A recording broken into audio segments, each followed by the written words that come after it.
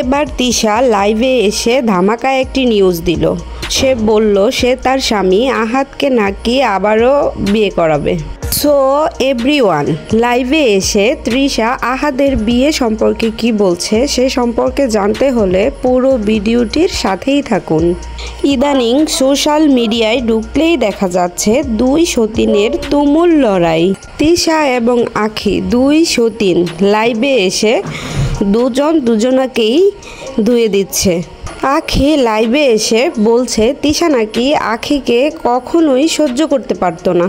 শুধু তাই নয়, তৃষা নাকি আখিকে সবসময় হিংসা করত এবং আখিকে তৃষা কখনোই আহাদের সাথে তেমন ঘেঁষতে দিত না।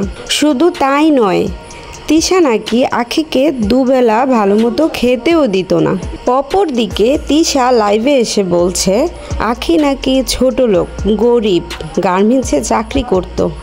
আখির নাকি কোনো যোগ্যতাই নাই স্বামীকে ধরে রাখার। তৃষা নাকি নিজেই সাজিয়ে গুজিয়ে আখিকে তার স্বামী আহাদের কাছে পাঠাতো। তারপরেও আখি সংসার করতে পারেনি, বরং সংসার ছেড়ে আখি পালিয়েছে।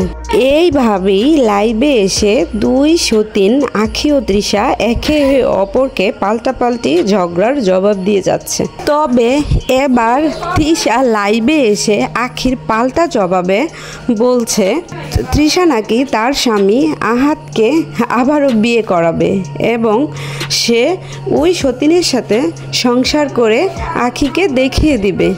এবং সে আরও বলে শুধু তাই নয়, বিয়ে করে ওই মেয়ের সাথে সংসার করে দেখিয়ে দেব আমি খারাপ না তুই খারাপ, আমি তোকে বের করে দিয়েছি না তুই নিজেই বেরিয়ে গেছিস। তৃষার এসব কথা শুনে নেটিজেনেরা বলছে তৃষা কি সত্যি আহাদকে আবার বিয়ে করাবে, আবার ঘরে সতীন নিয়ে আসবে, নাকি শুধু আখিকে শোনানোর জন্যই এমন কথা বলছে তৃষা। সো এভরিওয়ান, আপনাদের কি মনে হয় তৃষা কি সত্যিই আহাদকে বিয়ে করাবে, নতুন কোনো সতীন ঘরে নিয়ে আসবে, নাকি শুধু আখিকে শোনানোর জন্যই এমন কথা বলেছে তৃষা? এর সম্পর্কে অবশ্যই কমেন্টে জানাবেন।